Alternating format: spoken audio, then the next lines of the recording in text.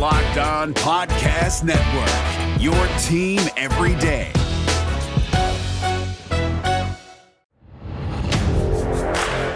You are Locked On Big Ten, your daily podcast on the Big Ten Conference.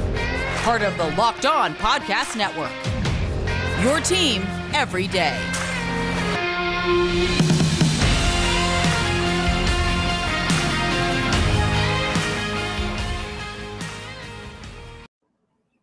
The title for today's Locked On Big Ten was actually given to me just moments ago by my guest on today's episode. This will be known as Gut Reaction Wednesday, as we go around the Big Ten Conference reacting with our gut reactions to the Big Ten team totals we have laid out for both the East and the West Division. So hello, everybody, and welcome to the Locked On Big Ten podcast, a part of the Locked On Podcast Network. I'm your host, Ben Stevens. It is Wednesday, May 12th, and my guest today that aptly gave me the title for today's episode is Kevin McGuire, the host of Locked On Nittany Lions, one of the best college football minds you will find across the Locked On Podcast Network. So, Kevin, thank you not only for just being the guest on today's episode, but your creative juice is already flowing, giving me the title for today's episode, Gut Reaction Wednesday. Thank you for being here.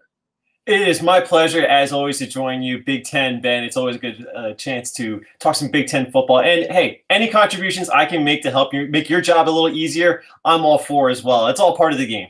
This is what we do across the Locked On Podcast Network, specifically within the Big Ten community of the Locked On Podcast Network's college channel, is we get ideas from each other. We vibe off each other's vibes, and here we are now on Gut Reaction Wednesday, going around to the totals that we set, both on Monday's show and yesterday's show, to the team win totals approximated for the Big Ten East and the Big Ten West. Because, Kevin, we're trying to help out our friends at BetOnline.ag with maybe some of those ideas for the team win totals, but BetOnline.ag on Tuesday afternoon also gave us some odds for the future odds, the outrights to win the Big Ten Conference. We'll react to some of those later on in the show. But first, we do our first gut reaction from you, Kevin McGuire, the host of Locked On Nittany Lions, to the total we set out on Monday's show for the Penn State Nittany Lions in the 2021 Big Ten college football season. That total was set at 8.5. Your reaction to that was what? Do you think it was too low, too high? What exactly was your gut reaction?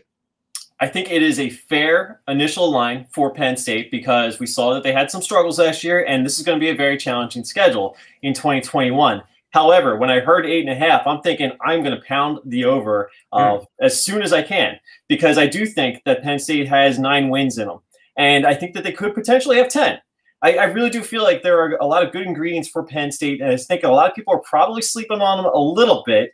You know, I'm obviously a little optimistic at times, and maybe that gets the best of me. But I do think, all things considered, they finally got a chance to go through a regular spring. They've got an upgraded offensive coordinator. They got a veteran quarterback coming back with a lot of experience. Wide receivers are continuing to develop. Running game's really strong. Really good offensive line. And a defense that's not going to let games get away from them. So I think that there are plenty of really good ingredients for this Penn State team to have a pretty significant rebound season. I'm not saying challenge Ohio State for the Big Ten championship, but I do think this is going to be a team that can rack up some wins, and they can probably rack up some pretty good quality wins early on. And that's why I'm liking the over at 8.5. I'm going to go with that right now. Thank you for not only contributing to the title of today's episode, Gut Reaction Wednesday, but also having an understanding of how we set those team win totals, saying the number was fair. And I think when you look at those on paper, when you look at the team win totals as they're rolled out, people might say, oh, we're going way over that, or that's way too high of a number. No, it's just the total, which then allows you to go over or under. And then, Kevin McGuire, you taking the over of 8.5. I would tend to agree. I think Penn State has 9 wins in them. I think the schedule, like you mentioned, though, is a little bit difficult, especially those first 6 weeks to start your season with a Big Ten game on the road in Camp Randall in Madison, Wisconsin against the Badgers, who should be much improved in 2021 as well. I think the non-conference slate, having Auburn in there is interesting, having Indiana at home week number 5, and then the crossover schedule for Penn State this year, difficult because week number 6, also on the road against another Big Ten West foe in the Iowa Hawkeyes, will make for a very compelling and difficult schedule for James Franklin and company. But I would still lean the over as well because I think what we saw early on in the 2020 Big Ten football season was an aberration, and we will get back to seeing what we are expected to see out of state colleges here in 2021. Yeah, absolutely. Like you said, the schedule has its hurdles, okay? Road games at Wisconsin and Iowa and throw in a road game to Ohio State, that's 3 games that they could very well lose. I don't think they lose all three of them, though. I think they probably lose the game at Ohio State because Ohio State's probably still going to be Ohio State this year. Yeah. But I think if you look at those games on the road against Wisconsin and Iowa, I think a split is very realistic. They could lose both of them, but even then, you're still sitting on the over with the margin for those three losses. I don't think they lose a game at home this year. I think getting Indiana at home is big. They've had Michigan's number the last couple of years, and the home teams tends to have the home field advantage in that game pretty significantly. Yeah. So I do think that probably favors Penn State. And then you look at some of the other games. I know they lost to Maryland last year. Maryland will probably still give them a little bit of trouble this year, but I think that they are a better team than Maryland overall. So I think there are a lot of games where I'm not going to say that there's a lot of automatic wins for Penn State, but there are games where they should certainly be the favorite, and I think that they can go on the road and win some games. And the game against Auburn is going to be one that's going to be a little bit of a swing game, but I think that they can win the game at home. I completely agree with you, and I think you brought up a great point right there. I think outside of the first game, and even that, I'm trying to think about it as we go into the crystal ball for September and that opening game on the road at Wisconsin, I think there's still a chance Penn State might be the favorite in that game, or the number very, very small, maybe in the favor of the Badgers because they are the home team. But outside of the game against Ohio State and maybe Iowa, depending on where we are, about the halfway point to the Big Ten football season, I think in all 9 of those other games that we expect Penn State to be competitive in, if not win all of them, they'll most likely be the favorites in every game except on the road at Wisconsin, on the road at Ohio State, possibly Iowa in there as well. So I think when you start to formulate your numbers, not only do you get that for the team win total, but how you want to approach the team win total. And we go over for Penn State at the number we set at 8.5, thinking they have 9 wins in the cards in the 2021 college football season. So, Kevin, outside of being the host of Locked On Nittany Lions and covering Penn State with the best of them, you also cover the Big Ten Conference and all of college football, really, with the best of them, in my humble opinion. So I would love to get your thoughts on this Gut Reaction Wednesday episode to some of the other lines and numbers that were set here on Locked On Big Ten the past 2 days, whether it be in the Big Ten East or the Big Ten West. Were there any team win totals that we set that stood out to you? Michigan at 8.5. I don't know which way I want to go with this one because my gut reaction was I'm going to go over with Michigan. And I don't know if I trust myself to do that because I don't know what to expect out of Michigan. That's the big problem. I think that Jim Harbaugh has done a much better job with coaching this program and building this program than he tends to get credit for. And I think that's because he doesn't have the big notable wins that are still kind of the last hurdle that he's trying to accomplish. But Ben, I've talked to you before. I think that overall, Jim Harbaugh has done a very good job with Michigan. They haven't necessarily cleared that next bar. They're trying to get there. Maybe it's going to happen one of these years. I'm not saying it's this year, but when I look at the number at 8.5, it's kind of like Penn State. I think this is a 9-win team. So I tend to go at the over. Now, of course, when I go a little bit more in depth and actually picking out actual wins and losses, my opinion might tend to go a little bit under because I do think that Penn State wins that game in State College. And obviously they're probably not going to beat Ohio State. So already I'm looking at 2 losses for Michigan. But I think that Jim Harbaugh has enough in Ann Arbor to work with to put together some really good wins. And you look at their schedule, I think there's a lot of games that are very manageable, including a home game, I believe, against Washington, if I'm not mistaken. So I think that that's a game that Michigan could potentially win. And if they do that, all of a sudden, I'm liking Michigan in the over as that season develops because I think this is a season that could build a lot of wins pretty quickly for Michigan. I completely agree with you, Kevin. As I was going through the schedule for all of the 14 teams in the Big Ten Conference for this upcoming year and trying to set the number as best as I could approximate it, I am not a bookmaker, unlike our good friends at betonline.ag, but as I was going through and doing my crude estimates, Michigan was one of the teams that I had on the line between 7.5 and 8.5 and ultimately decided to go 8.5, mainly because I think those first 4 games are very manageable because they're all at home in the Big House in Ann Arbor, including the Pac-12 foe in Washington, who is not a bad team. Then it gets a little bit more dicey as they get into Big Ten play, especially with those crossover games on the road at Wisconsin, on the road at Nebraska, who I think will be, at least talent-wise, more competitive this year. And anytime you have to go to Memorial Stadium in Lincoln, it is going to be a challenge. The rest of the schedule really dictated on how well you think Michigan is going to perform within their own division this year. If they can get Indiana at home in the 4th to last week of the year, but then I think going on the road to Penn State will be difficult. I would side with you. The home team has the favor in that series, and Penn State has played better than Michigan in this series as of late. And then, of course, Ohio State. Until Jim Harbaugh does knock off the Buckeyes, I'm going to think Ohio State wins that game each and every time. So I actually would lean the under of the 8.5, but right on that number of 8. And I've said this a couple of times. I've heard from some very smart people in Ann Arbor, including Daniel Dash and Isaiah Hole, the host of Locked On Wolverines, that this is more a year to kind of get the ducks in a row for 2022 for Jim Harbaugh, win this very talented class with J.J. McCarthy at quarterback and with Donovan Edwards alongside him in the backfield. Some of that talent to develop along a very new coaching staff pretty much across the board. And if 2022 doesn't go the way that Michigan fans expect, and they're not competitive in the Big Ten East, and they're not really competitive in the game against their rivals in Ohio State, that might be the final season in Ann Arbor at the helm of the Michigan football program for Jim Harbaugh. But in 2021, I think 8 wins, although it might not be the luster Michigan fans hope for, I think would still suffice to get them to 2022 with a little bit of optimism on the horizon. So that's a team in the Big Ten East. Anybody in the Big Ten West, as the host of Locked On Hawkeyes, Andrew Wade and I discussed on Tuesday's episode.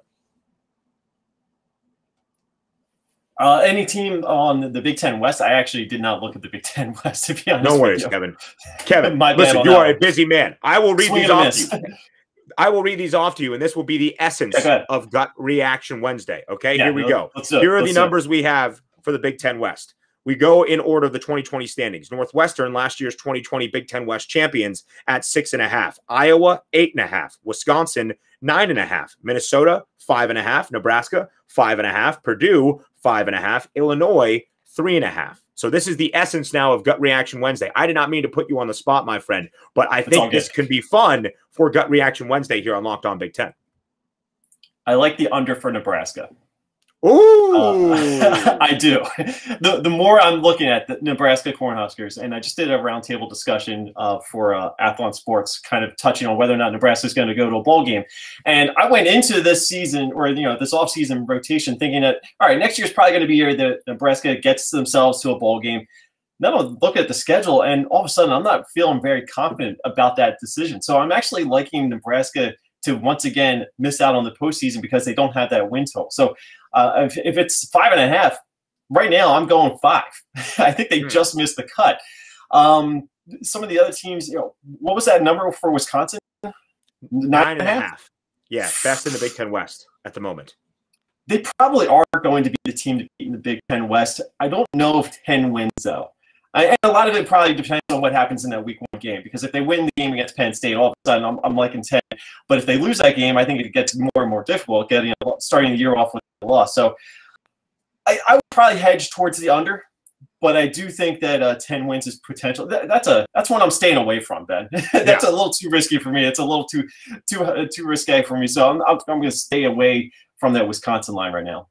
There's a couple of numbers there in the Big Ten West that might scare you based on what you saw in 2020. I think, like we mentioned in the Big Ten East with Michigan's number, that was debatable. I had a tough time setting Nebraska's number as well. What actually shocked me was our good friend Andrew Wade, the host of Locked On Hawkeyes, a notorious Nebraska hater, picked Nebraska to go over, not just by the hook, but to finish 7-5 this year, which I thought was very generous just based on Nebraska's schedule. Again, a lot of inexperience on this Nebraska roster, at least in some of their skill positions. They've had a lot of transfers out, a lot of mixing along what that recruiting class was in Scott Frost's first couple of years. They do have Adrian Martinez. They have a stable along the offensive line. But in some of the skill positions, it's going to look different than it has in years past. And the defense was improved in 2020, but needs to take another step to be successful in 2021. And Kevin, I think it's really just based on the schedule. And that's the case for Nebraska. On the road at Illinois to start off the year. Then they slotted in Fordham for week number 1 across the board, that first weekend of September. And then Buffalo, who was the MAC champs last year, a very good team. That's a tough game. Although it's in Lincoln, I don't know necessarily if it's a 100% win there. Then on the road at Oklahoma, on the road at Michigan State, who I think will be a lot better this year. Northwestern and Nebraska always play a very tight series, but that's at home against Michigan. So I think those first 6 or 7 weeks of the season really dictate what happens for Nebraska, because the final 3 weeks for the Huskers, and they have a bye week mixed in there, but at home against Ohio State, don't care if that's in Lincoln, that's not going to go their way. On the road at Wisconsin, and then Black Friday against Iowa at home in Lincoln, which is always a very competitive series based on that rivalry. But still, you would assume, at least right now, as we sit here, obviously in the month of May, with so much in limbo and that can change, that those 3 weeks to finish off the year on paper, not going in the favor of Nebraska. I would lean the over just by the hook, and I do believe they will be bowl eligible come the end of 2021, which I think will be a tremendous step in the right direction for Scott Frost. Two quick thoughts real quick. First, Nebraska. If they don't have 6 wins going into November, they are in some serious trouble because that November schedule has Ohio State, Wisconsin, and Iowa before they wrap up their season. So I think they have to get to 6 wins by Halloween. If they don't, then I don't see how they hit the over because I don't know if they win any of those 3 games down that stretch there. It's very difficult. Let me go back to the Big Ten East, if I may, Ben. You mentioned Michigan State. Michigan State, that line was 6.5. Yeah. You said you like the over? What did I say? I think I said I like the under on Monday's show, but okay. They have a lot. Okay, so here's what I'll say about Michigan State, and this is coming from our good friends Will Hunter and Matt Sheehan, the co-host of Locked On Spartans. But if you look at the transfer portal this year and how Mel Tucker has attacked it, this roster is completely revamped. And Will would even tell you that last year was bad. They had a talented, not a very talented roster, not what we'd expect out of Michigan State in the last couple of years. He expects this roster to be a lot better across the board and possibly shock some people. So I set the number at 6.5. Are you thinking under? I'm way under, but maybe I need to do some more research on Michigan State. Maybe I should be listening to Locked On Spartans a little bit closer and have them educate maybe a little bit because, like I said, this is gut reaction. So, I look at the schedule and obviously I know that Mel Tucker has got a lot of work to do and he's doing a pretty good job of trying to accumulate as much talent. Question is, how quickly does it all come together? When you have so many transfers, it's not necessarily a guarantee that you're going to be a better team. Obviously, I wish them the best of luck moving forward. But when I did my gut reaction, I'm looking at Michigan State with 3 wins. So I don't know how you would even come close to 6.5. But again, maybe I need to do more research. Maybe this opinion will change once I get a little bit deeper into make that switch from off-season mode to preseason mode and start going through the wins and losses a little bit more in depth, as I know you guys are going to be doing all across the Locked On Podcast Network and here on Locked On Big Ten. Hopefully I'll be a part of that as well. But that's always fun. And then that's when my opinion may change a little bit. For right now, where I'm sitting right now in the middle of May, I'm taking the under and I'm going to the bank on that with Michigan State at under 6.5. I think the under would be pretty heavily juiced. I could see the price being like minus 175 as opposed to the over being like plus 155 to give you some positive value on the over for Michigan State, at least if the line is 6.5. I'm very interested to see what our friends at BetOnline do and how they set these totals, which I think will probably come out within the next month or so. Maybe by the time we get to late June, we'll have some team win totals officially from betonline.ag. And like I've said, Kevin, all along the last couple of days, as I've been doing the BetOnline reads on top of saying we're trying to provide a helping hand, they don't need our help. They have algorithms and models and a full team of bookmakers that dive into the numbers, not just look at the schedule and go, oh, they might be able to beat Northwestern. No, they will actually give you the right derivative there and the right number, but it will be interesting to see what those numbers might be. But what BetOnline did give us, and perfect for Gut Reaction Wednesday, on Tuesday afternoon, BetOnline laid out the conference future odds to win the Big Ten overall, not win the Big Ten East, not win the Big Ten West, but to be the Big Ten champions when all is said and done in Indianapolis in early December. Kevin, unsurprisingly, as I read off the odds now, Ohio State the heavy favorite at 2-3. Wisconsin with the second best odds, 8-1. Then Michigan and Penn State both at 17-2. Iowa 11-1. Indiana and Northwestern 12-1. Nebraska 14-1. Minnesota 20-1. Michigan State, Purdue, and Rutgers all at 50-1. Maryland at 80-1, and Illinois rounding out the 14 teams in the Big Ten at 100-1. Kevin, one note that I thought was interesting, the drop-off from the best odds at Ohio State to the second best odds in Wisconsin is the greatest variance of all of the Power 5 conferences that BetOnline released for their future odds on Tuesday afternoon. So you can see why Ohio State is the staunch favorite each and every year, and that continues to be the case heading into 2021. Yeah, absolutely. I mean, it's the same story when you're talking about the Big Ten going into any new season. Ohio State has recruited and developed so much talent. It doesn't matter how much talent they send off to the NFL like they're doing right now. Started with Urban Meyer, continues with Ryan Day. They just recruit at such a high level, and it makes it very difficult for anyone else in the Big Ten to really close the gap. So that's why Ohio State has put themselves on a little bit of a hierarchy all to themselves right now within the Big Ten. Doesn't mean they're invincible. Keep that in mind, but it does mean that they are setting the standard. Everybody else is trying to catch up. And overall, that kind of hopefully makes the Big Ten better overall, as everybody else is trying to close the gap with as much talent as they can. But yeah, no real surprise. I think with those Big Ten odds, we all kind of assume that Ohio State's going to be a pretty easy favorite. And you mentioned it's the biggest disparity between number 1 and number 2 among the odds amongst the power conferences. I don't think that that's also that surprising either, because Ohio State is a college football playoff contender year in and year out. I can't really say that about anybody else in the Big Ten. If you go around some of the other conferences, obviously the gaps are a little bit closer in some of those other conferences out there. So everybody's going for Ohio State. So get ready, Buckeyes, because everyone's coming for you. But the thing is, they're ready for it. I should make one clarification note. In the ACC, Clemson is the staunchest favorite to win their respective conference at 1-8. However, the second team in North Carolina is 15-2. So I really should say Wisconsin, out of the second best odds among the Power Five, has the worst odds, if that makes sense, or the largest odds at 8-1. That's what I mean by the greatest differentiation between the first and second place odds. If I am a betting man, of which I am, Kevin McGuire, and I'm looking to try to find some value on this board, you can't really find it with Ohio State at 2-3. You're laying some money to win a lesser amount of money. I don't think you really can find the odds in the Big Ten East unless you think somebody can knock off Ohio State. So then you go to that one-game scenario. Who is going to be the best of the Big Ten West to play Ohio State at Lucas Oil Stadium in Indianapolis in the Big Ten title game? It would be Wisconsin or Iowa at 8-1 for the Badgers, 11-1 for the Hawkeyes. I think both of those teams will go neck and neck to be the pole position in the Big Ten West when all is said and done. And Iowa and Wisconsin play that final weekend of October, Halloween weekend, October 30th, in Camp Randall in Madison, Wisconsin. Iowa does come off a bye week heading into that game. Just something to keep in note. So, Kevin, Gut Reaction Wednesday. I really put you on the spot with some gut reactions, especially as we dove through the Big Ten West, but you handled it like a champ, as you also gifted me the great episode title for today's show. So thank you very much for your time, as always. Kevin McGuire, the host of Locked On Nittany Lions on Gut Reaction Wednesday. Trademark it, Kevin, if you want. You can take it. I'll let you borrow it. It's okay. Thank you. That's very kind of you. Kevin, as always, my man, a pleasure having you on the show. Always fun to be here. Thanks for having me.